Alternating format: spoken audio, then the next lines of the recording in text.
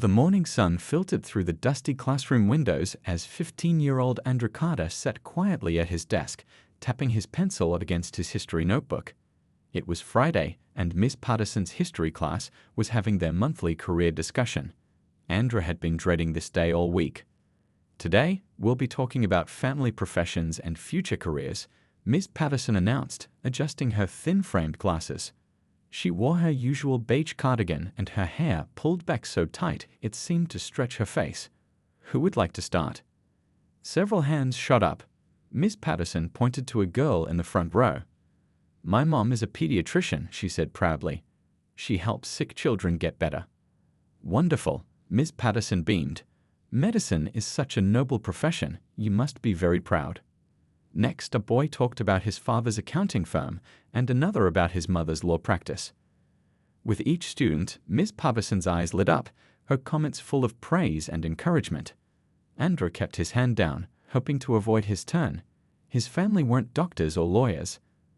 They were farmers, hard-working people who grew food that fed thousands. He was proud of that fact, but ever since starting at this school, he'd noticed how some people looked down on farm work. "Andrew," Miss Patterson called suddenly, making him jump. "We haven't heard from you yet. What does your family do?" The classroom fell silent. 24 pairs of eyes turned toward him. "My dad runs our family farm," Andrew said, sitting up straighter. "We have about 300 acres just outside town. We grow corn, soybeans, and we have an apple orchard too." Before he could continue, Miss Patterson's smile faded.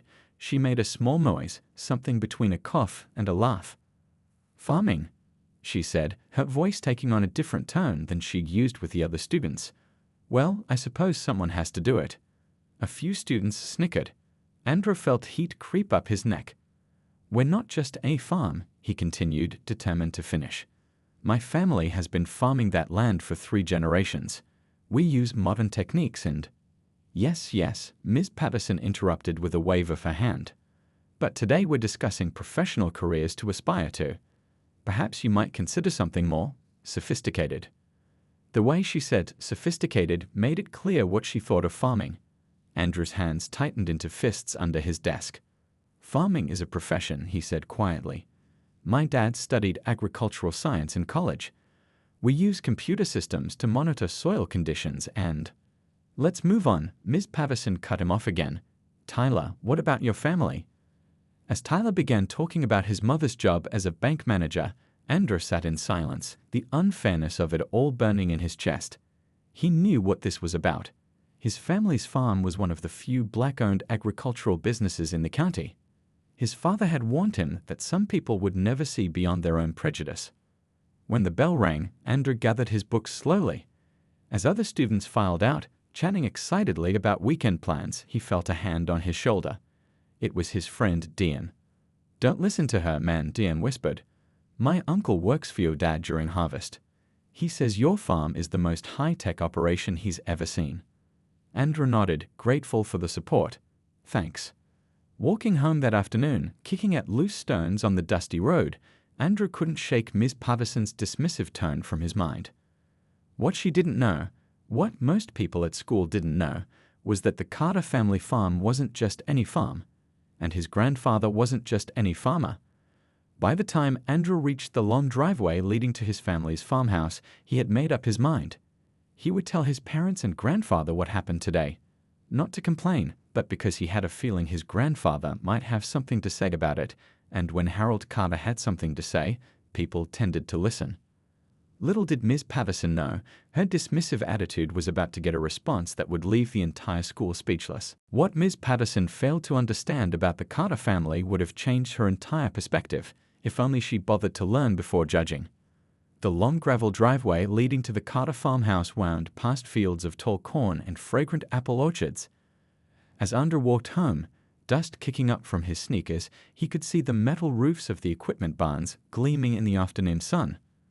Unlike the simple farm Miss Patterson had imagined, the Carter operation was a marvel of modern agriculture. Andrew's grandfather, Harold Carter, hadn't started with much. Born to sharecroppers, he'd worked the same land that had once been worked by his parents, but never owned by them. After high school, with few opportunities available to a young black man in rural America, Harold had joined the military.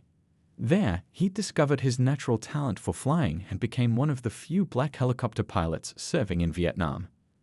After returning home with medals that stayed tucked away in a drawer, Harold had saved every penny to buy a small plot of land. While others dismissed him, he studied agricultural journals and attended night classes at the community college. Year by year, acre by acre, he expanded what began as a modest family farm into one of the region's most productive agricultural enterprises. Now, at 72, Harold Carter's weathered hands told the story of decades of hard work. His face, lined from years under the sun, broke into a wide smile whenever he spoke about the future of farming. Though he'd officially handed the business to Andrew's father Thomas 5 years ago, Harold still served as the heart and soul of Carter Family Farms. Gramps isn't just some old farmer, Andrew's cousin Zoe liked to say. He's a visionary who happens to grow corn. Andrew thought about this as he approached the modern 2-story farmhouse his father had built 10 years ago. Unlike the weathered farmhouses in children's books, the Carter home featured solar panels, large windows overlooking the property, and a wraparound porch where the family gathered on summer evenings. Inside, the smell of his mother's cooking filled the air. Lisa Carter, who'd met Thomas in college where they both studied agricultural science, had her own expertise in developing disease-resistant crop varieties. Between his father's business sense and his mother's scientific knowledge, Andrew had grown up understanding that farming was as much about brains as it was about brawn. "That you, Andrew?" his mother called from the kitchen. "Yeah, Mom," he replied, dropping his backpack by the door. As Andrew walked into the kitchen, he noticed his grandfather sitting at the table, papers spread out before him. Harold was reviewing specifications for a new irrigation system that would reduce their water usage by 30%. Beside him sat a tablet showing satellite images of their fields. "There's my scholar," Harold said, looking up with a grin. "How was school today?" Andrew hesitated, not wanting to burden his grandfather with Ms. Patterson's ignorance. But in the Carter family, they didn't hide things from each other. "We had career day discussions," Andrew said, pulling out a chair. "When I talked about our farm, my teacher acted like I should be embarrassed about it, like farming isn't a real profession." A shadow passed over Harold's face, quickly replaced by a thoughtful expression. He'd faced such attitudes his entire life. "Your teacher doesn't know that while she's teaching history, we're making it," Harold said quietly. "Do you know how many black-owned farms existed when I was your age compared to now?" Andrew nodded. His grandfather had made sure he understood this history. "What she also doesn't know," Harold continued, "is that I'm flying to Chicago next week to speak at an agricultural technology conference, or that universities send their students here to learn about our irrigation techniques, or that 3 governors have visited this farm to understand how we've managed to stay profitable while transitioning to organic methods." Thomas walked in, wiping his hands on a towel. He'd been in the barn, fixing one of the tractors.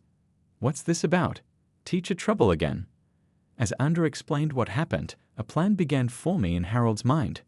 The school was hosting a community day event that weekend, a perfect opportunity to expand some minds. "Sometimes," Harold said, his eyes twinkling with mischief, "people need to see to believe." He reached for his phone. "I think I'll make a few calls tonight." Andrew didn't know exactly what his grandfather had in mind, but he recognized that look. Ms. Patterson was about to learn that appearances could be deceiving, especially when it came to the Carter family. The aroma of Lisa's famous chicken and dumplings filled the dining room as the Carter family gathered for dinner. Steam rose from the bowls placed around the old oak table, a family heirloom that had survived 3 generations.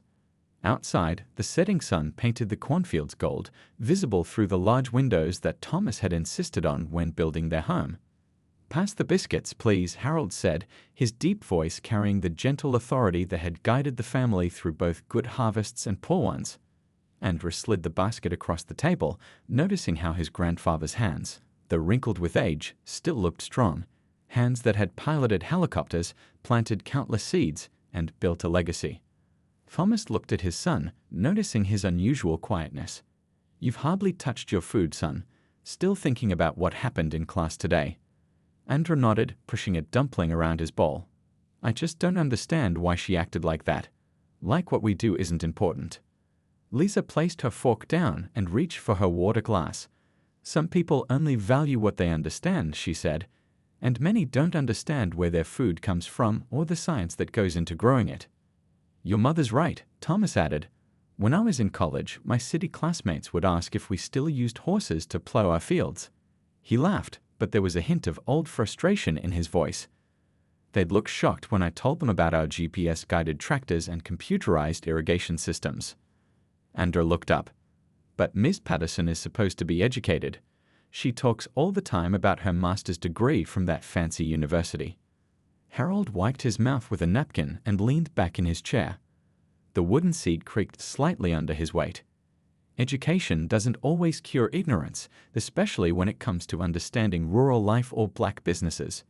He paused, his eyes drifting to a framed photo on the wall, a younger version of himself standing beside the first tractor he'd ever owned. People see what they expect to see. I could talk to the principal, Lisa suggested, though her tone lacked conviction. They all knew from experience that formal complaints often led nowhere. Andrew shook his head. No, I don't want to make things worse. She already looks at me different from the other kids. A heavy silence settled over the table. This wasn't the first time the family had faced prejudice, nor would it be the last. But Harold Carter had never been one to let others define him or his family. You know, he said finally, breaking the silence, the school's community day is this Saturday, isn't it? Thomas looked at his father curiously. Yes, it is. Why? I think it might be time to show Ms. Patterson and the rest of that school what a real sophisticated profession looks like. A slow smile spread across Harold's face, the kind of smile that had often preceded his most brilliant farming innovations. What are you thinking, Dad?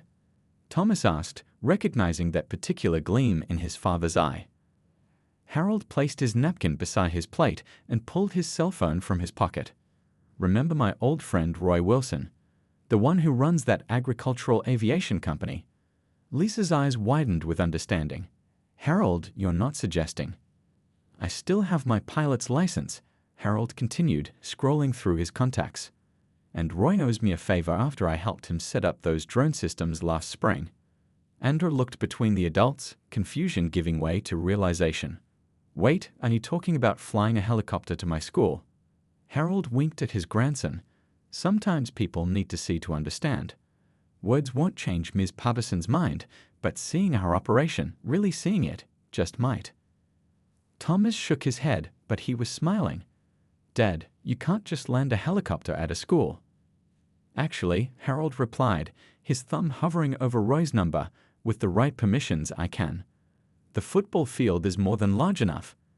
And I believe the principal would be quite interested in a demonstration of modern agricultural aviation techniques, especially from someone who helps write the textbooks on the subject. For the first time since coming home, Andrew felt a spark of hope. His grandfather had never been one to make empty promises. If Harold Carter said he would do something, it got done. You'd really do that? Andrew asked, hardly believing what he was hearing. Harold reached across the table and placed his weathered hand over his grandson's. Andrew, in this family, we don't just tell people who we are. When necessary, we show them. The morning after dinner, Harold was up before the sun. Andrew found his grandfather sitting at the kitchen table, a steaming cup of coffee in one hand and his old leather-bound address book in the other. The book's pages were yellow with age, the corners worn smooth from decades of use. Unlike Thomas and Lisa, who kept all their contacts in their phones, Harold still trusted paper more than technology for some things. Morning, sleepyhead, Harold said without looking up. Thought you might sleep till noon since it's not a school day. Andrew yawned, opening the refrigerator. Couldn't sleep. Kept thinking about tomorrow. Good, means you care. Harold flipped a page in his book, found Roy's number. Going to call him as soon as it hits 7. By the time Lisa came downstairs an hour later, Harold had made half a dozen calls. Thomas sat across from his father at the table, scribbling notes as Harold outlined his plan. Roy can get us the helicopter, Harold explained as Lisa poured herself coffee. But we need permission from the school and the local airfield. Principal Wu needs to know what we're planning. I already called him, Thomas said. He sounded interested, especially when I mentioned the agricultural education angle. said to come by his office this morning to discuss details. Andrew watched in amazement as his family mobilized. This wasn't just about embarrassing Ms. Patterson anymore, it had turned into something bigger. "What can I do?" he asked. Harold looked up from his notebook. "You're the most important part of this, son. We need you to help us put together a presentation that your classmates will understand. All our fancy equipment won't mean anything if we can't explain why it matters." By mid-morning, the Carter family was heading to the school in Thomas's truck. In the back, carefully packed in plastic containers, were soil samples, seed specimens, and printouts of drone imagery showing how the Carters monitored crop health. Lisa had brought along her tablet with a presentation she used when guest lecturing at the agricultural college. Principal Wu was waiting in his office when they arrived. A tall man with a thoughtful expression, he welcomed them warmly. "I've been hoping to get more local businesses involved in our community day," he said, gesturing for them to sit. "When Mr. Carter called about a helicopter demonstration, I was certainly intrigued." Harold laid out their plan. They would arrive by helicopter, landing on the football field during community day. They'd set up a small display showing how modern farming worked, with a focus on the technology and science involved. "Your students probably think farming is just about dirt and tractors," Harold explained. "We want to show them it's about computer modeling, environmental science, and business management too." Principal Wu nodded slowly. "I like it, but we'll need proper safety measures, of course, and paperwork with the town." "Already started," Thomas said, sliding a folder across the desk. "My wife called the town clerk this morning. They're faxing over the permits now." While the adults handled the logistics, Andrew wandered down the empty school hallway. It felt strange being here on a Friday without other students around. He paused outside Ms. Paverson's classroom. Through the window in the door, he could see her at her desk, grading papers. For a moment, he felt a twinge of doubt. Was all this really necessary? Then he remembered her dismissive tone, the snickers from his classmates, the way she'd cut him off when he tried to explain about his family's farm. Down the hall, he heard his grandfather's deep laugh echoing from the principal's office. Harold Carter had never let anyone define him by their limited expectations. At 72, he was still fighting to be seen for who he really was. By the time they left the school, every detail had been arranged. They would arrive at 10 a.m. sharp during tomorrow's community day. The local newspaper had even been notified. A reporter would be there to cover the demonstration. Back at the farm, preparations continued. Harold spent the afternoon in the barn, going through his old flight checklists and laying out the flight jacket he hadn't worn in years. Lisa and Thomas organized their presentation materials, rehearsing their talks about sustainable agriculture and the economics of modern farming. As evening fell, Andrew sat on the porch steps, watching the sunset over the fields his family had worked for generations.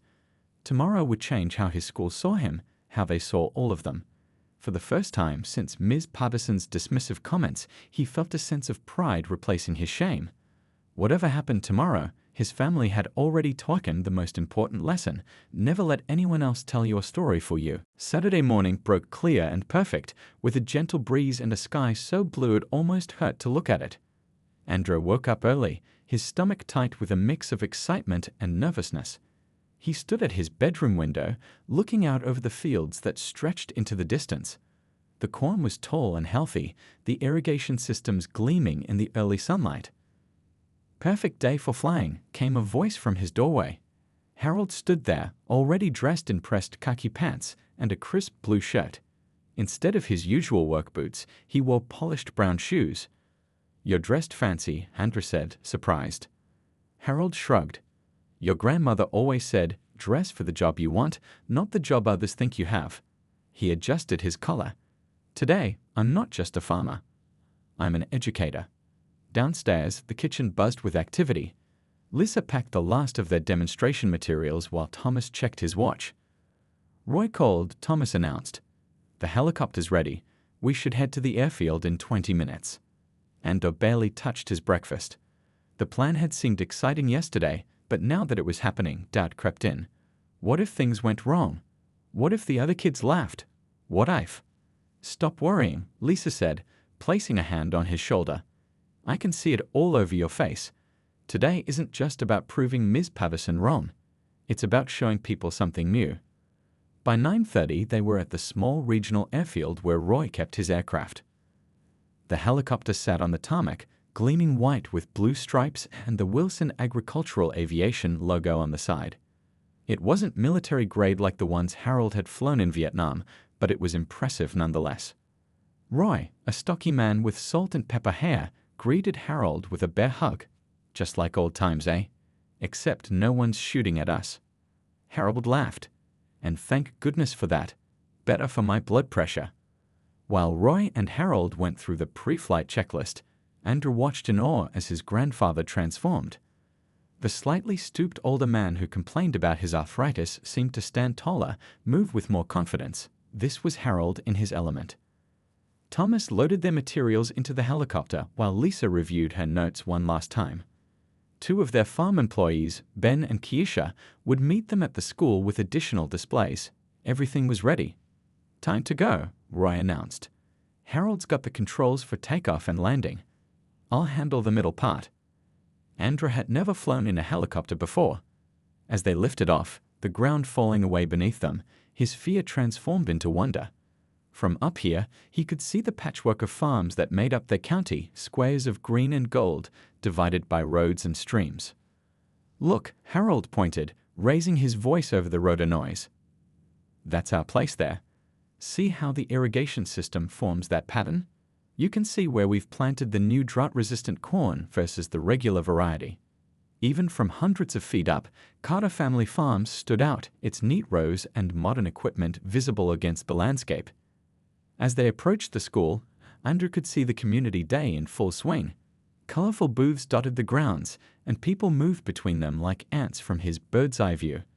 The football field, cleared as arranged, waited for their arrival. "There's quite a crowd," Thomas remarked, peering down. Word must have gotten around. Through the headset, they heard Roy communicating with the ground crew that Principal Wu had organized. Everything was clear for landing. "Ready to make an entrance, Stun?" Harold asked Andra, a twinkle in his eye. Andra nodded, his earlier fears forgotten. Whatever happened next, this moment, soaring through the sky with his family, about to show everyone who they really were, was worth it. As the helicopter began its descent, Andrew spotted Ms. Patterson standing near the edge of the field. Even from this height, he could see her expression of confusion as she shielded her eyes to look up. Several students pointed excitedly at the approaching aircraft. Principal Wu stood waiting with the landing crew, a broad smile on his face. "Remember," Harold said as the ground rose to meet them, head high, shoulders back. "We're not just farmers today, we're ambassadors." The skids touched down exactly at 10 o'clock. Harold powered down with the precision of someone who had done this 1,000 times before. As the rotor blades slowed, a crowd began to gather at the edge of the field, murmurs of excitement spreading through the onlookers. The moment had arrived. It was time to step out and show Westridge High School what the Carter family was really made of. The helicopter blades slowed to a stop, their whooshing sound fading into the morning air. A hush fell over the crowd gathered at the edges of the football field. Andrew took a deep breath, his heart pounding against his ribs. This was it. Harold unclipped his safety harness and winked at his grandson. "Showtime," he said simply. The door swung open, and Harold stepped out first, his movements fluid and confident. He wore his old flight jacket now, the one that usually hung in the back of his closet. The sun caught the medals pinned to the chest, reminders of a chapter in his life that most people at the school knew nothing about. Andrew followed, blinking in the bright sunlight. Behind him came Thomas and Lisa, carrying their presentation materials. The grass of the football field felt springy under Andrew's feet as he took in the scene before him. Principal Wu approached first, hand extended. "Mr. Carter, that was quite an entrance. Thank you for joining our community day." "Pleasure's all mine," Harold replied, his voice carrying across the field. "When my grandson told me about your interest in local businesses, I thought this might be a good opportunity to show the students what modern farming really looks like." From the edge of the crowd, Ben and Keisha wheeled over a cart loaded with their display materials. They'd arrived earlier by truck, bringing everything that wouldn't fit in the helicopter. Ben, the farm's tech specialist, began setting up a large monitor that would show drone footage of their precision agriculture techniques. "We've set up a space for your presentation near the main stage," Principal Wu said, gesturing toward a large canopy tent. "There's quite a bit of interest. Word spread after you called yesterday." As they walked across the field, Andrew noticed heads turning their way. Students whispered to each other, pointing at Harold in his flight jacket and the Carter Farms logo on the equipment they carried. For once, the whispers didn't feel like mockery. They sounded like curiosity. And then Andrew saw her. Ms. Patterson stood near the school history club's booth, arms crossed over her chest, her expression a mixture of confusion and disbelief. When she caught Andrew's eye, he didn't look away. Instead, he stood a little taller and kept walking beside his grandfather. Under the canopy, they quickly set up their display. Thomas arranged soil samples and crop specimens while Lisa prepared her tablet for the presentation. Harold stood at the center, greeting curious onlookers who had already begun to gather. "Is that really your helicopter?" asked a boy from Andrew's math class. "Not mine personally," Harold explained. "It belongs to Wilson Agricultural Aviation. We use helicopters and drones to monitor crop health, apply targeted treatments, and track irrigation patterns, much more precise than the old methods." More students gathered, drawn by the unusual sight of the helicopter and the growing crowd. Parents joined them, many introducing themselves as local business owners curious about the Carter operation. Ms. Patterson hovered at the edge of the group, not quite joining but not leaving either. Andrew could tell she was listening. "Ladies and gentlemen," Principal Wu announced, "we're honored to have the Carter family with us today. They operate one of the largest and most innovative farms in our region, and they've flown in, quite literally, to tell us about modern agricultural practices." A small chuckle rippled through the crowd. Harold stepped forward, his presence commanding attention without him having to ask for it. "Farming isn't what it used to be," he began, his deep voice steady and clear. "When my father farmed this land, he used methods passed down for generations. Important methods, valuable methods. But today, we farm with this." He'd held up a tablet showing real-time data from their fields. "This tells us exactly how much water each section of our 300 acres needs. It tells us which plants are thriving and which need attention. It helps us use fewer chemicals, waste less water, and grow more food on the same land." Thomas stepped up next to his father. "We employ 15 people full-time. 3 of them never set foot in the fields. They work with computers all day, analyzing data and programming our automated systems." Lisa joined them, adding, "I have 2 agricultural patents pending for drought-resistant crop variants our farm has developed. We work with 3 universities on research projects." The crowd murmured with interest. Andrew saw several of his classmates looking at him with new eyes, reassessing what they thought they knew about the quiet farm kid. Then came the moment Andrew had been both dreading and anticipating. Ms. Patterson stepped forward, clearing her throat. "This is quite impressive," she said, her voice lacking its usual confidence. "I had no idea farming involved this level of sophistication." Harold turned to face her directly, his expression not unkind but certainly direct. "There's a lot about farming most people don't know, ma'am. Perhaps that's something worth teaching in history class, how agriculture built this country and continues to sustain it." Their eyes met, and something passed between them. A challenge issued and reluctantly accepted. For the next hour, the Carter family's display became the center of attention at the community day. Students who had never shown interest in Andor before crowded around to see the drone footage of the farm. Parents asked Thomas about job opportunities. Teachers took notes for future lessons. Harold moved through the crowd with easy confidence, answering questions and telling stories from his decades of experience. He spoke about the challenges of being a black farmer in a predominantly white industry, but without bitterness, instead focusing on how determination and innovation had helped him overcome barriers. "When banks wouldn't lend to me, I found alternative funding," he explained to a group of business students. "When suppliers wouldn't sell me the latest equipment, I'd learn to modify what I had." Every obstacle became a lesson in creativity. Andrew watched his grandfather in amazement.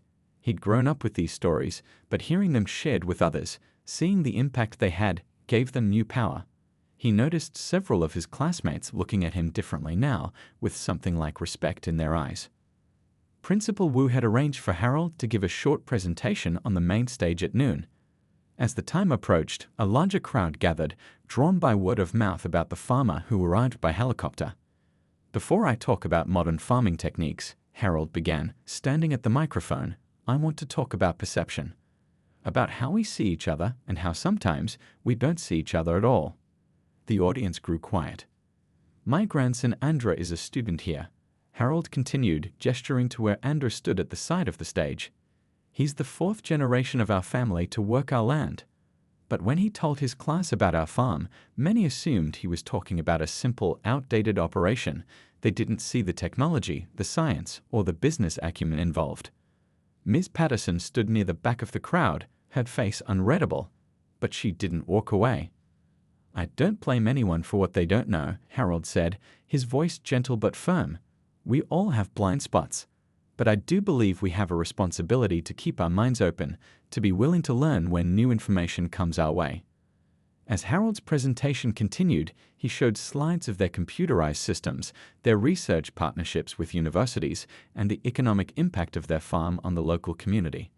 The audience's surprise was visible, especially when he explained how the farm used satellite imagery and weather prediction algorithms to maximize crop yields while minimizing environmental impact.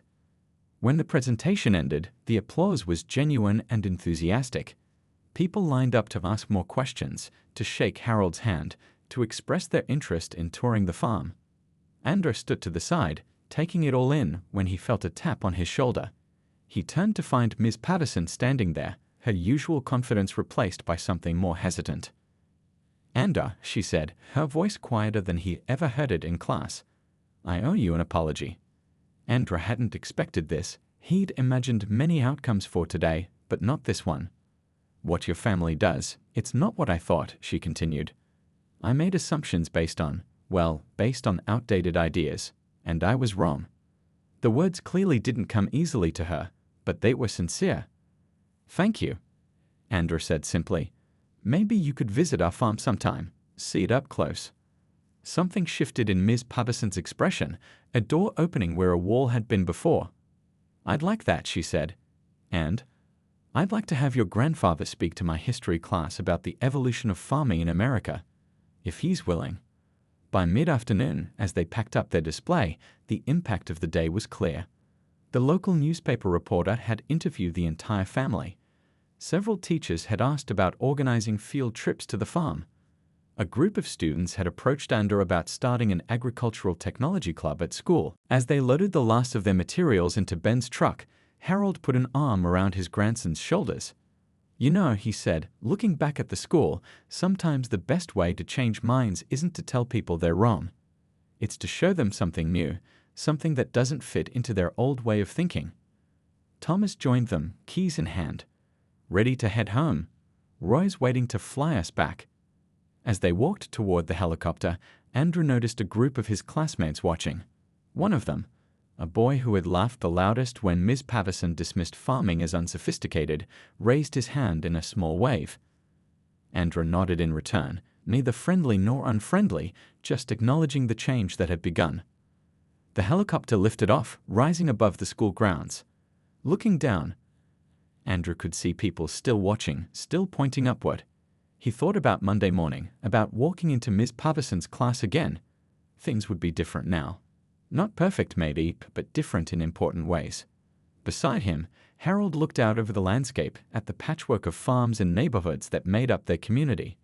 "Not a bad day's work," he said with quiet satisfaction. "Not a bad day's work at all."